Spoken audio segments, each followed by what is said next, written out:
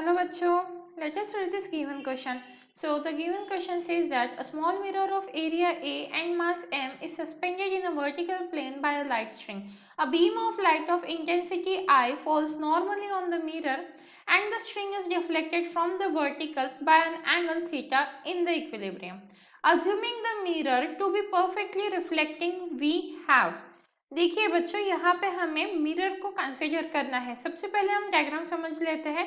Let suppose हमारा जो mirror है वो कुछ इस तरीके से प्लेस्ड है। यहाँ पे हम मिरर को प्लेस कर देते हैं, ठीक है। ये हमारा क्या हो गया है, मिरर है, ओके।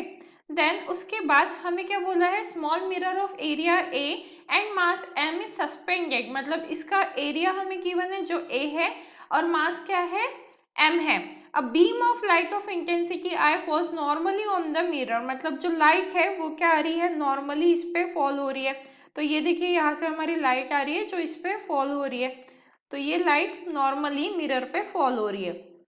अब देखिए ये जो लाइट है ये I इंटेंसिटी की है, यहाँ पे इसकी इंटेंसिटी हमें गिवन है I है, ठीक है। अब ये जब लाइट जो है मिरर को स्ट्राइक करती है तो जो स्ट्रिंग है वो डिफ्लेक्ट होती है बाय एन एंगल थीटा, मतलब ये जैसे ही लाइट इसको स्ट्राइक कर गई, ये जो स्ट्रिंग है जिससे मिरर अटैच्ड है वो क्या हो गया, डिफ्लेक्ट हो गया बाय एन एंगल थीटा। तो ये हमने थीटा एंगल से उसको डिफ्लेक्ट करवा दिया।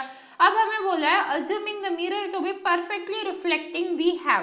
परफेक्टली रिफ्लेक्टिंग मतलब जितनी वेव आई है उतनी वापस चली जाएगी, तो ये कुछ इस तरीके से हम शो कर सकते हैं। अब देखिए यहाँ पे ये जो थीटा है यहाँ पे ये डिफ्लेक्ट हो गया, मतलब मिरर अब कुछ यहाँ पे पहुंच गया है, राइट। डिफ्लेक्ट होने के बाद सिर्फ स्ट्रिंग थोड़ी डिफ्लेक्ट होगी, मिरर भी तो डिफ्लेक्ट हुआ। तो हम यहाँ पे स्ट्रिंग में टेंशन कंसिडर कर सकते हैं टी अमाउंट का। अब देखिए यहाँ पे क्या हो रहा है, फोर्स इस डायरेक्शन में लग रहा है क्योंकि लाइट जो है वो स्ट्राइक हुई, फोर्स इस डायरेक्शन में लगा तभी तो मिरर डिफ्लेक्ट हुआ। और मिरर का मास भी कुछ, तो वो mg नीचे की तरफ एक्ट करेगा। इफ ये एंगल हमें थीटा गिवन है तो ये एंगल जो है वो भी थीटा हो जाएगा, राइट। तो अब देखिए इफ हम यहाँ पे इसको कंपोनेंट्स को रिजोल्व करते हैं तो यहाँ पे आ जाएगा हमारा t cos थीटा और यहाँ पे आ जाएगा t sin थीटा, राइट।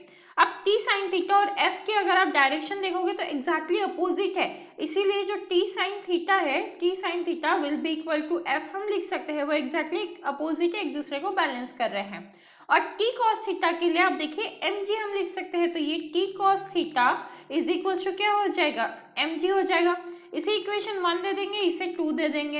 अब अगर हमने 1 डिवाइड बाय 2 कर लिया, यहाँ पे देखिए इफ हमने 1 डिवाइडेड बाय 2 कर लिया तो ये t और t तो कैंसिल हो गया।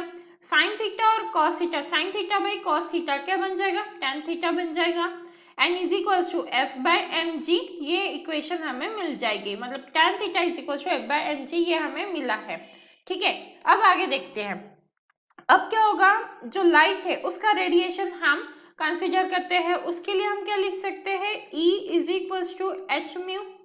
म्यू की जगह पे, म्यू क्या है, फ्रीक्वेंसी, म्यू की जगह पे हम h multiply C bye lambda भी लिख सकते हैं, क्योंकि फ्रीक्वेंसी क्या होता है, speed of light by lambda, right. तो अब यहाँ पे देखिए लैम्बडा भी हमें पता है h बाई पी होता है, राइट।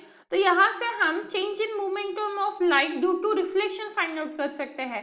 सो यहाँ पे हम लिख लेंगे change in momentum of light, momentum of light due to reflection।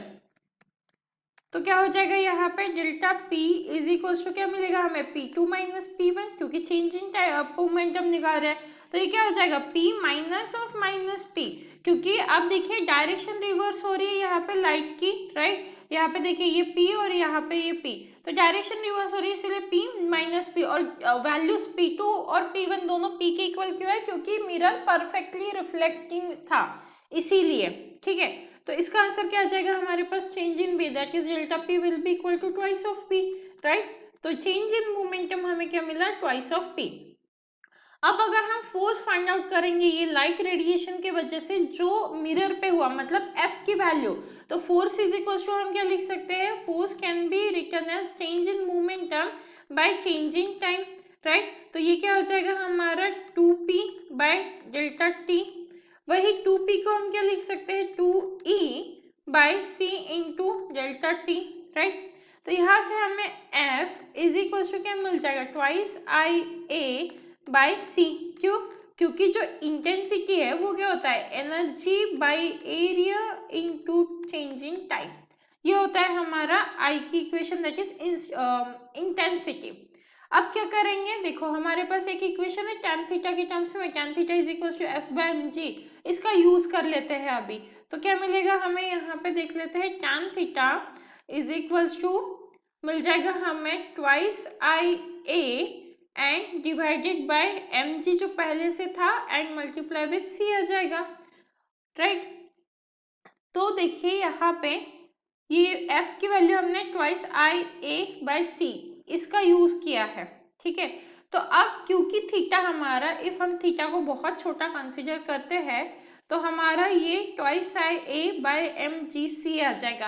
That means if अब अगर हम ऑप्शन चेक करते हैं तो हमारा कौन सा ऑप्शन करेक्ट हो गया है, जो ऑप्शन सी है हमारा वो परफेक्टली मैच कर रहा है, राइट। बिकॉज ऑप्शन सी में क्या बोला गया, tan थीटा और यहाँ पे twice I A M G C. So the final answer for this question is option C, and I hope you understood it well. All the best.